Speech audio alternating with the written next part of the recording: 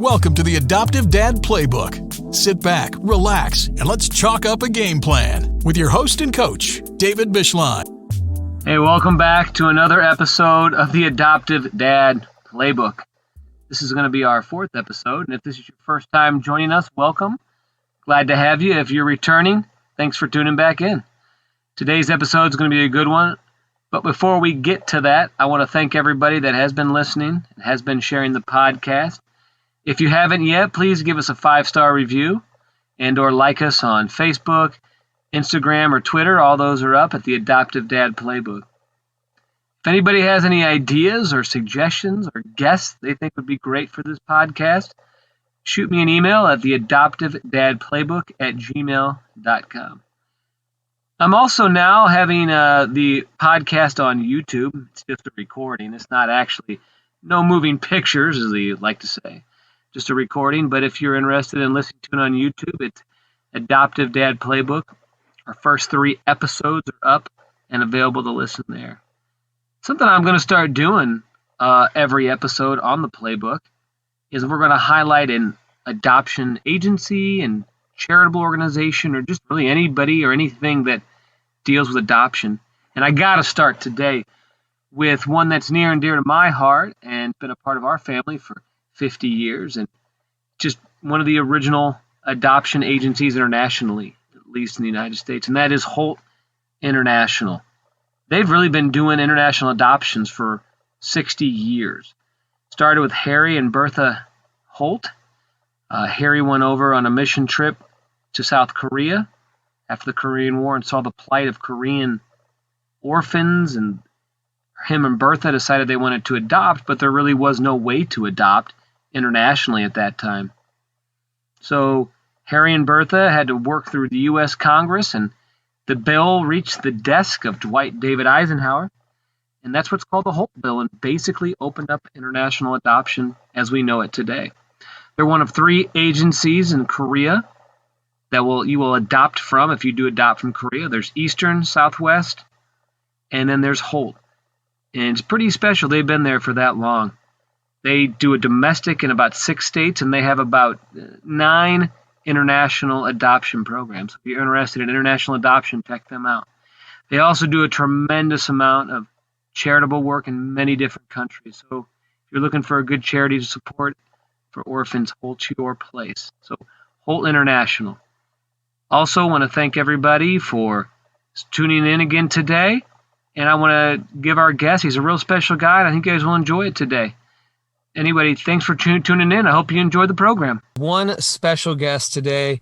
He is a special education teacher, a baseball coach, a husband, and a father to 2 adopted children, plus the former boss of my wife. Today's guest, Cortney Koehler. Welcome, Cortney, to the Adoptive Dad Playbook. We are privileged to have you. Thank you very much, David. Don't call me David. You know that. Okay. Call you. Oh, all right. All right. I got you. You know better than that. That's right.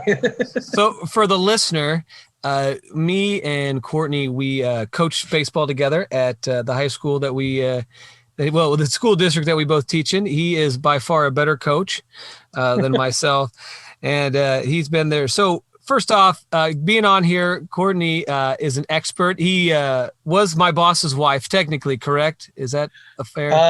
Well, I wouldn't say you're her boss. I observed her a lot and her class a lot. She's fantastic, and you definitely married up. So I would say we were more co-workers than I was being her boss. All right. Well, I always thought you were her boss. That was kind of more fun to pretend sure, that you can were. Tell her that, sure.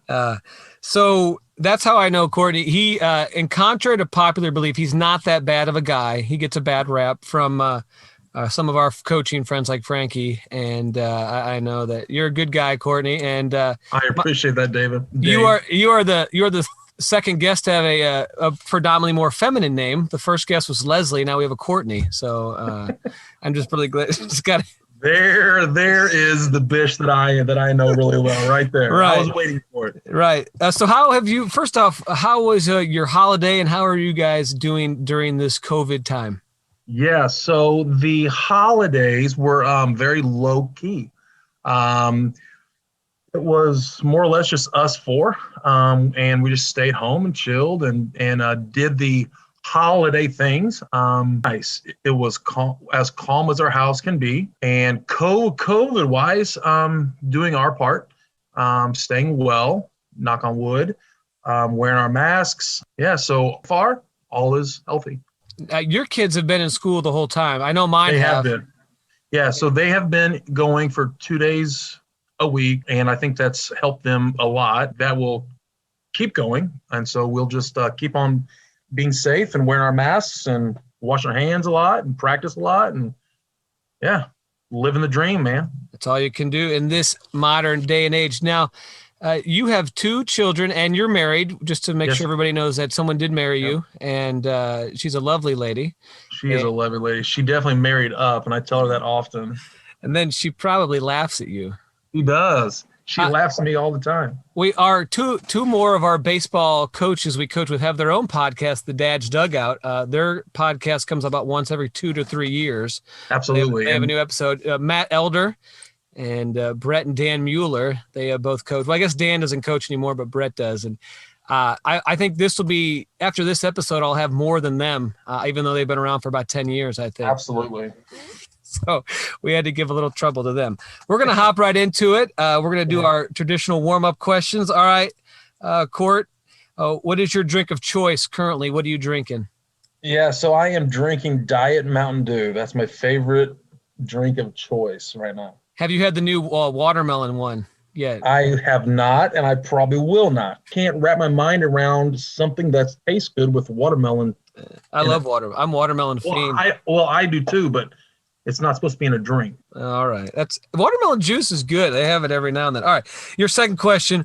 What is the one thing that really annoys your wife and kids that you do the most? What is something? Oh man, the one thing, Dave, the one thing that really annoys them the most. Or you can give a couple. I mean, you're probably got a few. I think so. If you ask my daughter, it would definitely be that I tend to put on crazy clothes, and I'll hike up my pants really high, and I'll just walk as if it's normal, and she will say, "Dad, that doesn't look right," and so that really annoys her. Yeah, and so I think that's one of them, and then also I think that it really annoys them when I choose to hide and jump out and scare them.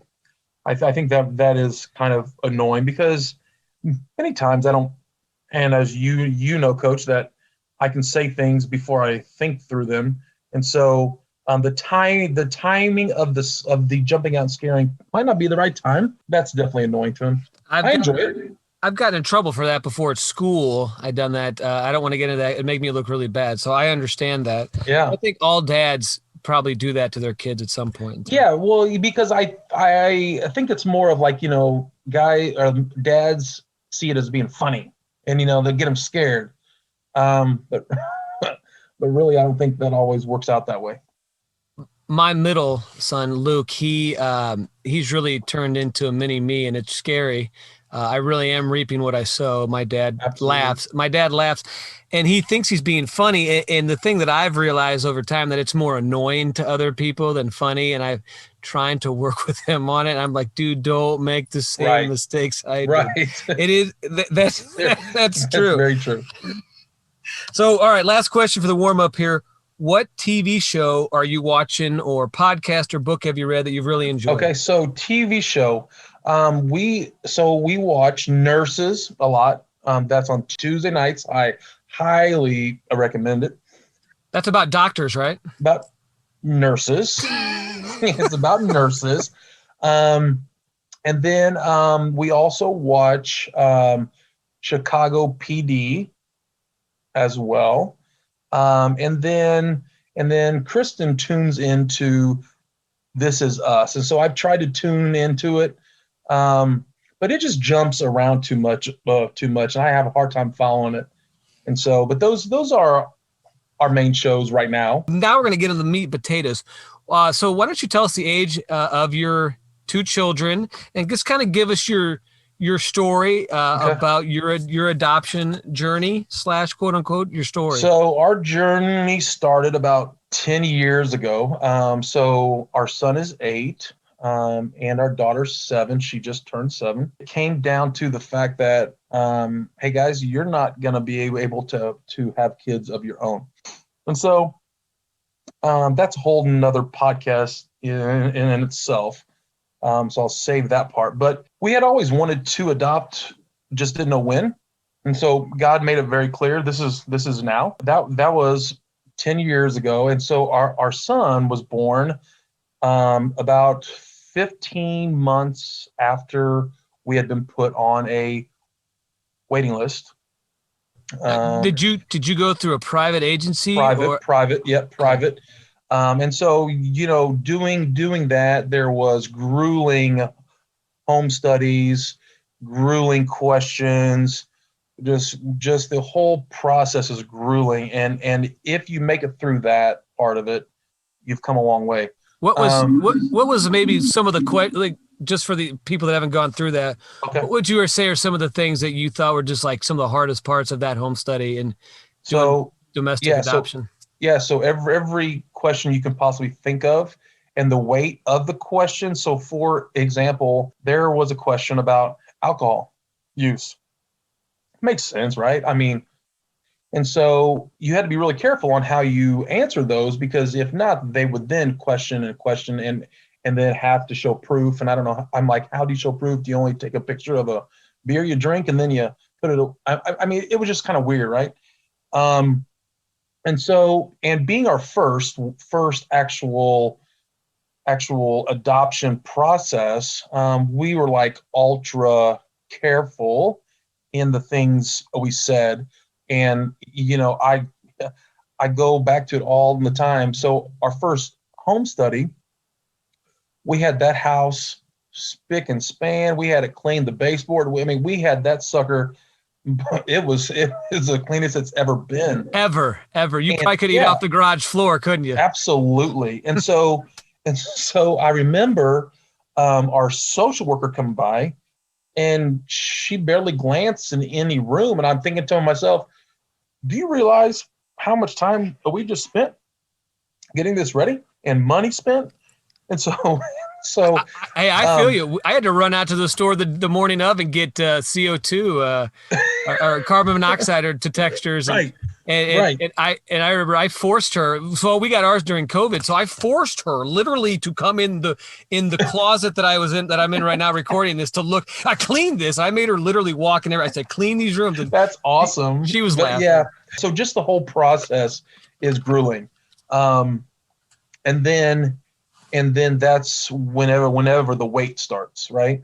And so it's during that wait that you start to really question just a lot of things. And I mean it will bring to light your lack of faith in God, or your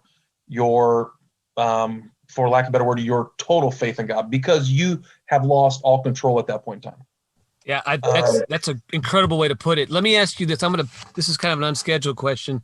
Absolutely. I love these. Yeah. How did you see your marriage evolve, change? Did you grow closer? Yep. You think it was harder? Like, kind of share. That's an interesting, I like the way you put that, like how the waiting, because that is true. I've witnessed that. But yeah, expand upon your marriage. Like, how did that affect your marriage? So our marriage was really up and down. I don't handle a lot of stress well. Just be straight up honest with you. And as a man, we don't share how we feel nearly as much as our wives want us to, or should. And so going back to the whole journey at first, because our first match or pair or whatever was a failed adoption. And so in that, kind of how that actually looked for us was we had met birth mom twice. We had eaten dinner with her. We were in the same town that day that her child was born. got text saying, hey, it's a beautiful girl. She had blah, blah, blah, in the middle of nowhere, zero support. And then all just became quiet. And so at that point, both of us, Chris and I, were like, something has happened. And so from that time, or so as soon as that happened, she also began to become really angry with God, because God, why did you let this happen to us? And I'll be honest, bro. Like I cussed God many days. How can you let this happen when, a girl down here has 7 kids and I can't? I mean, bro, I'm just being honest with you. Like, those thoughts kept ringing through my mind of like, God, you've called us to this, but you did not call us to this. And so saying that guys don't share how they feel a lot of times, I did not share how I was feeling. It came out in a really angry, bitter, not at her, because it wasn't Birth Mom's fault. It wasn't Kristen's fault. I was mad at the world. It didn't matter who you were. And so from that time on, I just really kept in how I felt. And so that came out in how I acted and just how I interacted. And so our marriage hit a very low point then. Out of that time, I will never, ever forget. It's about 2 years after that, where finally it was like, you know what, like I didn't really grieve that well. And I didn't allow space for also Kristen to also grieve it with me well. However, for the past 2 years, I had been grieving it, just not in a healthy way. And so that was a really there was a really low point in our marriage for us. I went through many therapies, counseling, and I also recommend that for every family, period, go through therapy and counseling, because adoption is like no other.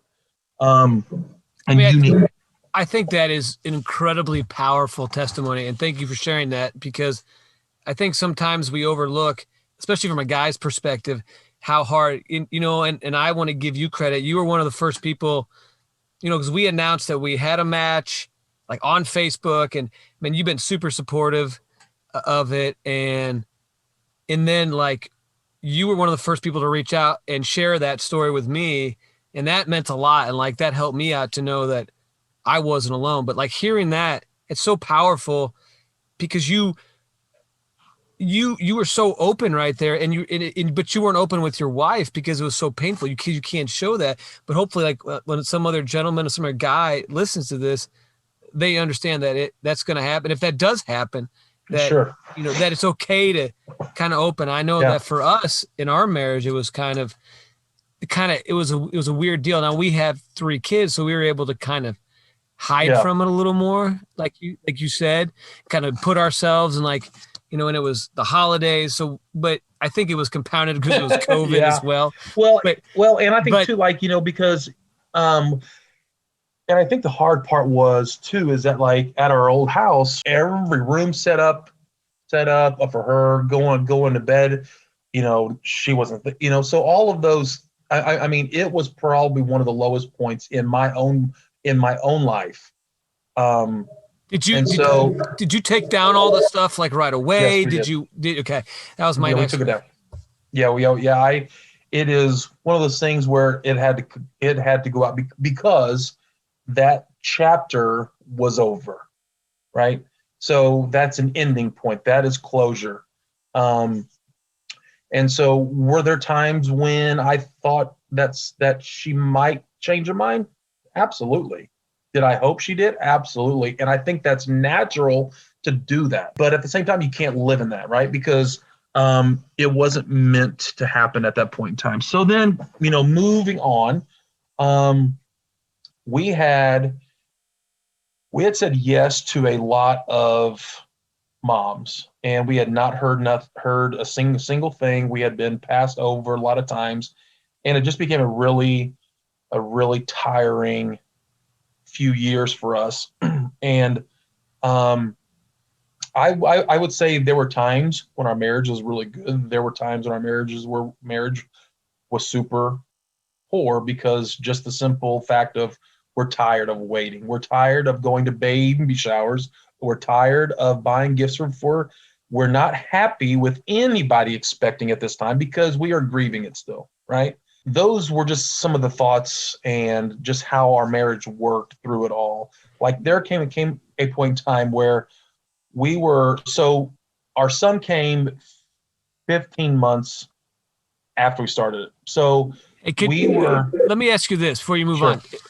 How does that process work when you mean, because you talked about like saying yes to moms. Explain that, because I don't even know myself. Okay. Never adopting domestically like that from an age. So you adopted, it's considered a agency. Does that, like, how does that work exactly? So it is an agency. So birth moms come work with them. And then if they set up a birth plan, yes, I want to adopt out my child, blah blah blah blah blah. Then what happens is they sent us Mom A. It is a girl. She's due such and such date. Do you want to move forward? So they don't give you any background information into the actual child or mom at that point in time. They now saying that, they also will tell you a race at that point in time. Also tell you race. And us being open to all races, it didn't matter. So we almost said yes to every mom, that we had options for. So then after you said yes, after a certain date, then they would then send you out kind of the next level of information. That might be history of drug use, if there was drug use, kind of more of what's all going on. And so at that point in time, you can say yes or you can say no. And so if you say yes, then you move on. And then for us, at that point, the birth mom then gets our own a life book. So inside our book is pictures of us, pictures of our family, everything. Did you guys put videos in there too? No, because at that point in time, that was like what, 10 years ago, 8 years ago. It was more just a book. Gotcha. Okay. So I'm sure they've moved on to more techie type stuff. I'm so glad it wasn't back then, because. So this was like you were trying to sell, like this, from what I understand, this is the moment you're trying to sell yourself to the mom. Sell yourself. Okay. Mm-hmm. And so like that was the one thing as we were kind of searching in, domestically, you have to sell yourself. And you're almost like how great you are. We all know how great you are, but moms may not, So. No, but like you have to put your best foot forward. Like this is your shot. This is your one shot. You either make it or you don't, So, and so at that point, the moms view it, and then there's another waiting period. And so the mom has such and such time to view it. And I'll just tell you, man, I was on my desktop, a computer every day. Every message that I got from them, I'm like, wait a second, I have to go check, this out, blah, blah. So that's how the wait works, or worked in our case. Yeah. So then I remember with our son, so I will go back just a second. We were going to leave on vacation. We were going to take some time off, pray more, and just kind of seek it out and be like, God, just show us where you want us to go with this. What are you up to? Because we can't see it. And so at that point in time, we had set up adoption for 2 boys from Ethiopia at that point in time. So we're going to come back from vacation and start working for these 2 boys. So it wasn't, I would say, a weekend before we were going on vacation, and and we had just gotten to our friend's house in Illinois, and got a call that night about a boy that was born at 26 weeks. Are you interested? Well, yes, we are interested. Thinking in our mind, it ain't gonna happen, man. Like I was so down, I was so done at that point in time. I was done, but I was hurting at the same time. So I wanted it to happen, but I didn't want it to happen. I was scared. So all those different feelings. Then it was, so our whole night, it was just calling nurses, our friends. Hey, so there is a boy born at 26 weeks. What do we have? If chosen, what are some things to look forward to because he's being born so young, type of thing. At that next morning, we got up, everything's normal, got a phone call and said, hey, so how about meeting us to see your son? And I was like, so then at that point in time, all of us just wept because we're like, what? So being 2.5 hours away, I made it back here in about an hour and a half. And you weren't speeding though, right? You were obeying all traffic laws. Oh no, I was speeding as fast as I could possibly go. And I already told her, I said, if we get pulled over, they're going to have to follow me on a high-speed chase to the hospital because I'm not stopping. And so we got there and saw him, and our lives were changed forever. And then when we spent 55 days there with him, growing and feeding, and that's it. And so, and it just had happened to work out that it was toward the end of our school year. So I spent every waking moment there with him, and I gained the most weight. I can't say I gained the most weight, but I gained a lot of weight there. Because they had awesome food, and I just sat there and just stared at him, because at that time you could only hold him for a short amount of time a day. That's how our son happened. Our daughter happened pretty quickly, and I was actually at school. They called and said, hey, there's a girl, come on down and meet her. And so we bolted out of there, and how our daughter happened. And so it just, so there's no timeline. You just have to be ready. Now, ready meaning like your house might not be in order, because our daughter had 0 bottles. We had nothing. And I was like, who cares? And everybody stepped up. And it was just a beautiful experience. That's an incredible story. Like I didn't realize you had to be there for 55 days. 55 days in the NICU. Now, you know me, Coach, I can talk to the wall, right? And so that's true. In there, I knew everybody, and the folks that were next to us, like they called, my name was Tom. They thought that my name was Tom. So they called me Tom the whole time. And I just let them call me Tom. And the nurses are like, your name's not Tom. I know, but that's just Tom. Well, maybe you just wanted to be called Tom. I mean, that's it's from speeding so fast to get there. Absolutely, yeah. That's how we got our kids, and so that was just a beautiful experience. Now, looking back, I see where God had worked in every one of those, the timing of it all, and just how he showed up even in the midst of our doubts. It was a really growing experience, a hard experience, a hurting experience, but beautiful at the same time. And that's what it's all about. I mean, that's what adoption is. And I think sometimes we think of like the old school Oliver Twist. I'm going to go to the adoption, I'm going to pick up a kid, and that's the way it's going to be. It's so much more than that. The struggle is real. Like yours is a great example of how you and your wife were unable to have children, and then you had to battle through this as well. Like, my wife and I, we have 3 biological sons. So I don't even know that struggle that you have, like in the aspect of waiting. Right. And then not like, I have 3 boys who keep me very busy because all they want to do is play Fortnite and Minecraft. And so, but I couldn't imagine losing a child, waiting around and like seeing those remembrances. Like my kids at least kept me occupied with my Sure. thoughts for the most part. Like, that's an incredible testimony to you and your wife, just your trust and your faith and that. So both your children are African-American. They are. And it's kind of, how has that been like for you? What has that journey kind of been like? Just kind of briefly share with us, what are some things that you have dealt with, or share, just overall, kind of share with that, what it's been like.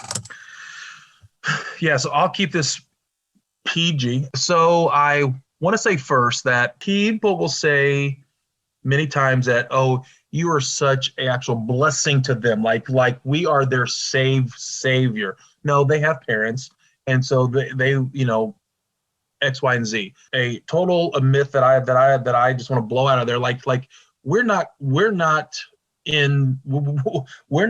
to rescue anybody. So like they actually bless us. Adoption is a blessing. We're not better than the ones who can have kids on their own. Okay, so I just want to clear that up. We're no better, greater than anybody else. Our road just looks a lot different than other families, and it looks different too because both of our kids are Black. And so being raised in a small Illinois town that was totally white 10 years ago, there was a lot of questions, and a lot of looks from older white women and some older Black women around here, and it's still it still happens now, but Chris and I come from a place of they just don't know, and they don't know, they just don't know. And so their response is, well, you're white and they're Black. What is that about? What happened? What happened? Like you took them off of the street, or you took them out of something bad and you rescued them. So that is a constant battle that is fought in our own mind and also outwardly. And just knowing that, like, just because these kids are Black doesn't make them lesser, or it doesn't mean they were actually worse off. And at the same time, they have a struggle that they don't know yet. Saying that in keeping it PG, that we are constantly battling those stereotypes. We are constantly battling that just because they are Black and we are white does not make us a wonderful family. So God has called us to many, many different colors and all that. So God chose to bring us of mixed race together and make us one beautiful family. Now, it is a broken one. I will say it is a broken mess here. It's a wonderful makeup. And so just the constant, what are people thinking? There are some folks around us now. There's a neighbor of ours, actually, he is a Black man, a older Black man. And I think like he thinks we are above because we adopted 2 Black kids. And so, I think that is our biggest deal is it's just a race. But yes, they do have their own issues with race, and our family is very open about the history of race, and how far that has come, and still some definite barriers that also Kristen and I and our families fight and will fight, and knowing that they're not alone in this fight, and that though your mom and dad are white, we are fighting with you and for you. So those are some of the biggest issues that we face. When you go out in, let's say, public, in the term that I've learned is microaggression. I don't know if that's a term that do you see that a lot? Have you caught, I know for me going through our adoption training, that is something that I didn't even realize myself that would be considered like a racist thing, more so that it's a quote unquote microaggression. Like, Yep. do you see that a lot? Because I mean, that's the one thing that I hear about. Yeah, I mean, I think there early on, both of us were very open. Our eyes were really opened to just the looks that we got, and then the stares that we got. Many times, both of us had to bite our tongue, and so yeah, I think those. And even now, like with all of the stuff going on, still getting those looks of like, what are you doing? And I'm like, bro, like I'm fighting for my kids. Like these are my own. These are my kids. And yes, I can be white and still fight for them, even though they're black. I can still fight for them because they are image bearers, just like you are, created just like you are. They just don't have that same color. Fighting that fight. And so yeah, there are those times when I'm like, why are they staring at us? What are they thinking? And we should probably have a conversation about it. Your kids are old enough, probably. I mean, 7 and 8. Have they brought it up to you? Have they said absolutely. anything? Okay. What are some things like, and how do you respond to that as a dad? And maybe Krista, what has she done? Like, what could you give advice to people? Because I know I'm going to probably go through that. Like, what do you say? So we are very open. We're very open with what is going on in our world. We're very open with what has happened. We're very open with what had happened and what caused all of this. Our kids are very aware that their mom and dad are white and they are brown skinned. We also talk a lot about, they will be talking about one of their friends at school, and I'll say, is it the brown skin Nick or the white skin Nick? And so just knowing that it's just common around our house to talk about race, to talk about what's going on now, but not only to talk about it, but how can we make it better? Just kind of laying a actual groundwork as they get older, that here are some things you might face. Here's what mom and dad are going to do to fight this fight with you, because it's not going away. I wish it could, but it's not going to go away. So here is how to handle yourself. And so it's just a constant. It's just our life. It's just how it's going to be, you know? Yeah. And I think that's important. I love the fact you talk about it's open. And I think too also one of the most annoying comments that I heard, and also too, Dave, like I could talk about this all day long, but you just pick your battles. You just pick what is, you know, worth the fight. But I mean, or who to actually not fight with, but talk with. I hear often like, I don't see color, and that's not true. That's not a true statement at all. And usually when you say I don't see color, that means you totally see color. That's one of the statements that I have heard. And I've also, whenever the best part though, and I get much pleasure out of this. The best part is when I have just met someone or something like that, and I start talking about my kids, and I show them my kids, and they kind of step back and look, and then it's just like quiet, and I'm like, what? And then another one we got often and still do at times, they'll ask us, are they twins? They look nothing alike. They're just saying that because they're black. They look nothing alike. And so it's, you know. Yeah, they're twins. Yeah, they are. Yep. Or here is a better one, Dave. Are they from America? Or where are they from? You know, those type of questions. And you know, and you say Illinois. They're from Illinois. I mean, that's pretty good country. So it all goes back to people just are not educated in the adoption world. So those are just some of the normal questions or comments. I think it's really important that we as people, and something that I realize is that I don't think most people overtly want to go out and be racist. I think the idea of, you know, I'm not a member of the KKK. I'm not a neo-Nazi.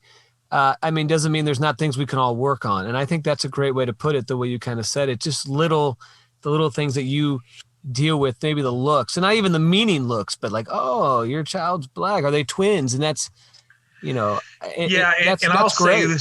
I'll say this, and then move on. But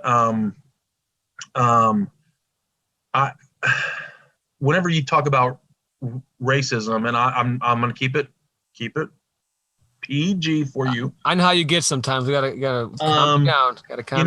It's kind of like, and I've heard this too. Whenever I've talked to someone about racism, well, I have black friends. Great, perfect. You have black friends, but what's going on in the world does not bother you, and you don't see it, then you don't have black friends. And so that's just kind of one of those things. That was great. Thank you for sharing that. I appreciate that. That was great. So kind of wrapping up, kind of a couple last quick questions. If you had a billboard, prospective adoptive dad was driving by, what would you put on that billboard? Like, what's something that you would put and why? What I would put on the billboard is that's a really good question. There's so many things that come to my mind. Parenting adopted children will bring to light your need for Jesus more and more every day. I love it. So, all right, kind of, what's been your favorite part of being a dad? What's the thing you enjoy most? Being a dad, being a sports guy. My son is super soccer player, and he's a stud. I know that I'm his dad, but oh, here we go. But the dude's a stud soccer player. My daughter she's oh my gosh, she is so talented in so many ways. I just think watching them just blossom in their element. And also too, Dave, like knowing that, or you and I didn't talk about this, but being a dad of 2 special needs kids, that's a whole different podcast. I think that just being able to watch them blossom, watching all the hard work start to show itself true. That's great advice. I think that's so just awesome the way you put that. And I mean, I know that you have been I'm just knowing you and how supportive you've been of my adoption, and just seeing you with your kids. It's been awesome. And thanks, man. You just do a great job. And I know that your job as a special ed teacher and the boss of my wife at one point, prepared you for that. And I think that's you with your kids being special needs and you being a special ed teacher. I think that's awesome. And I think that's probably helped you out a lot in many cases, probably, I would assume, correct? Yeah, it has. It has. Yeah. But hey, so I want to thank you for coming on, Cortney. And I appreciate it, Dave. No, you are awesome, and I cannot tell you how much I appreciate you for being so supportive. He bought all the little crafts that I made this summer. And he drove all the way out to my house to get them, which was even better. And also not only to your house, but I had to cross the river. Oh, that's true. We one Halloween, Elder Kim and Boner all came over, and they were like, "Oh, I'm never doing this again. It's so far away." Well, now J. Kim lives across the river, so he got nothing to say. But it's your story is so great, and I appreciate you sharing. And Thank you, Dave. So open for all these men. I know that you have a Facebook page. Do you have Instagram or Twitter or anything you want to? I do have a Twitter page. I stalk a lot of folks on Twitter, and I don't post much on there. But Dave, I am. Like, if there are guys that just hash out things, or, hey, man, I am losing my mind, I am more than open to talking or finding help, because I know a lot of folks and a lot of different resources for dads. Do you? So what's your Twitter handle? It is C _ and then Koehler, Koealer. I'll put it in the show notes, but yeah. Okay. So, man, you've done a great job. I appreciate you. You have a great evening, and thanks for listening. It's always good seeing your face, Dave. What a great episode. I appreciate Cortney Koehler for coming in. Hopefully you guys enjoyed the listen. You can find his socials in the show notes below. I cannot thank you guys enough for listening. Again, make sure you follow us on the Instagrams, the socials, the Twitters, and all that good jazz. Please share the word. Other than that, I hope you guys have a great night. And until next time, stay healthy, stay safe. Thank you. Bye. Thanks for listening to the Adoptive Dad Playbook. Be sure to follow us on social media